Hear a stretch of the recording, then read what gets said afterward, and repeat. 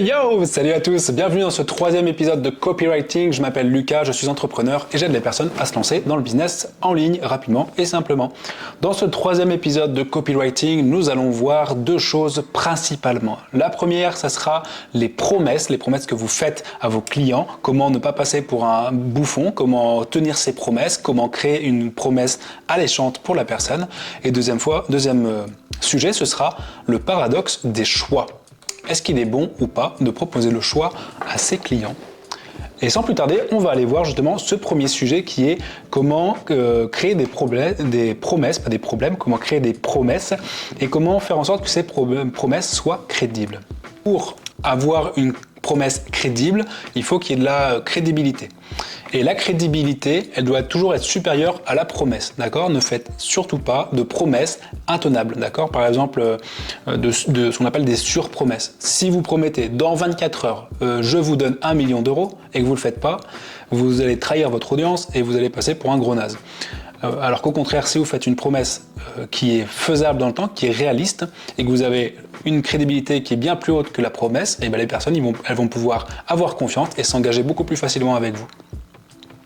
Et il vaut mieux avoir une promesse basse plutôt qu'une promesse trop haute, d'accord? Donc si jamais vous faites un texte de vente, vous faites une page de vente, il est toujours mieux de faire quelque chose, par exemple, au lieu de dire vous allez gagner 100 000 euros dans un mois, plutôt comment gagner 100 ou 200 euros dans un mois, par exemple, tu vois? Ça permet déjà d'être plus réaliste. Surtout si vous avez de la crédibilité. Et la crédibilité, j'en ai parlé dans le premier épisode avec les principes de Robert Cialdini. On va les revoir justement pour renforcer cette crédibilité au niveau de la promesse. Le premier biais de persuasion que nous a appris Robert Cialdini, c'est l'autorité. L'autorité, ça va nous permettre justement de se dire je suis dans la position dans laquelle je peux promettre quelque chose et je suis capable d'assurer cette promesse-là. Et ça se fait de plusieurs manières, cette autorité. On dit qu'en général, la première impression compte énormément et c'est tout à fait vrai. En quelques secondes, les personnes doivent savoir si vous êtes crédible, si vous avez de l'autorité sur votre domaine ou pas. Puisque si jamais c'est pas visible, c'est pas clair, en fait la personne elle va switcher, elle va aller voir un de vos concurrents et vous aurez perdu son attention et du coup sa capacité d'acheter après vos offres. Donc cette autorité, elle se fait de plusieurs façons différentes. C'est soit via des titres, des diplômes, des reconnaissances de la part de vos pairs, de la reconnaissance de la part des institutions. Imaginons par exemple que vous êtes sponsorisé, je sais pas, l'entreprise pour laquelle vous travaillez ou vous-même vous êtes sponsorisé par une marque, et ben dans ce cas-là vous pouvez mettre cette marque-là ou cette institution en logo ou même mettre un petit paragraphe pour dire que vous êtes accrédité par cette autorité-là.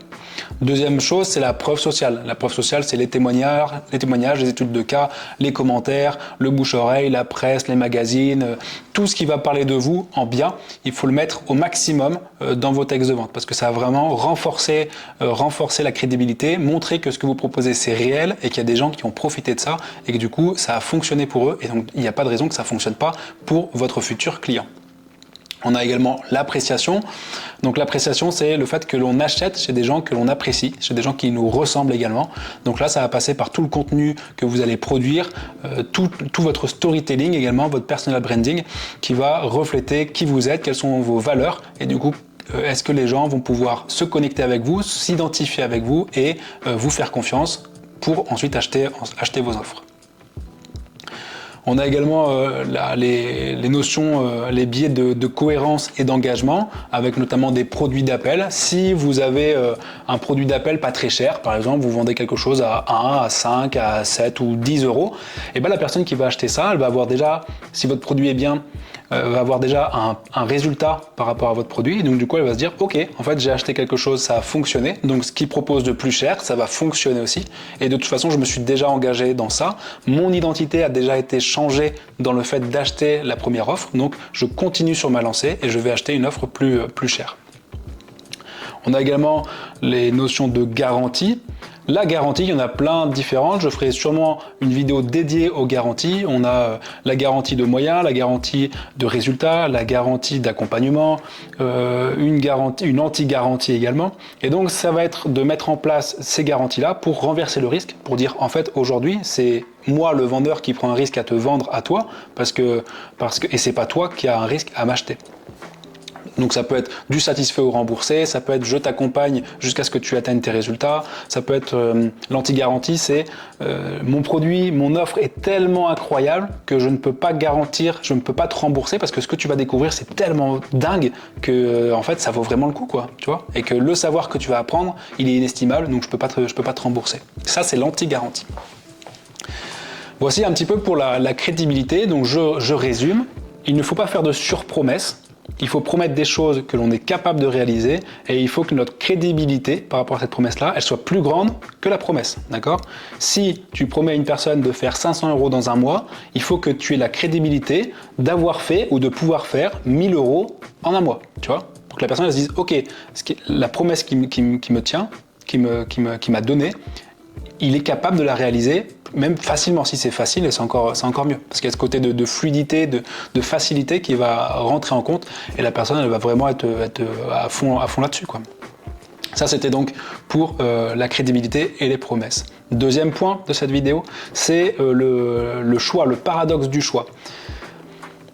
Quand on donne le choix à quelqu'un, quand ce choix il est multiple, la personne aura d'autant plus de mal à choisir qu'il y a d'options différentes. C'est-à-dire que plus il y a d'options, plus la personne aura du mal à choisir.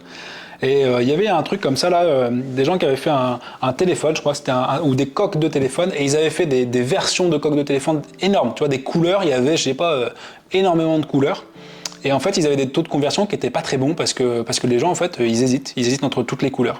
Et peut-être que toi, tu vois ce que c'est quand t'es sur un site, tu veux choisir un article et il y a plein de couleurs différentes et en fait il y en a qui te plaisent, d'autres qui te plaisent moins, il y a des fois il y a des motifs qui te plaisent mais c'est pas la bonne couleur, c'est pas le bon motif pour la bonne couleur et en vrai tu passes un temps de fou à trouver le truc qu'il te faut, tu vois.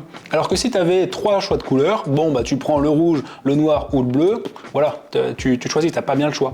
Et en fait ça facilite la décision de pas avoir beaucoup de choix et puis à ce côté de rareté également, tu vois, les marques de luxe, elles n'ont pas des déclinaisons énormes de produits, tu vois. Il y a leur produit phare, des coloris et fini, quoi. T'as pas. Après, c'est de la personnalisation haut de gamme, quoi. Mais voilà, il faut limiter au maximum le choix possible. Il faut donner un choix, mais pas non plus 15 000 choix. Si tu fais une offre et que dans ton offre, tu as plein de déclinaisons possibles, avec accompagnement, sans accompagnement, des cours vidéo, des machins, des trucs, en fait, ça va être compliqué. Il faut un truc simple, que ça soit clair pour les gens, qu'ils puissent s'y retrouver, et pour toi, derrière aussi, ça soit facile de délivrer ces choses-là, quoi. Donc, on donne pas beaucoup de choix, parce que plus il y a de choix, plus c'est dur pour les gens de choisir. On a fait le tour de ces 2 points pour ce 3e cours sur le copywriting. Je te laisse t'abonner, liker, commenter. Je lis vos commentaires, donc c'est chouette. On se voit bientôt pour le 4e épisode. 4e épisode d'où on va parler des objections, comment répondre à une objection, quelles sont les objections et comment on fait pour péter nos pages de vente, péter nos textes de vente et avoir un max de conversion. Allez à toutes, ciao!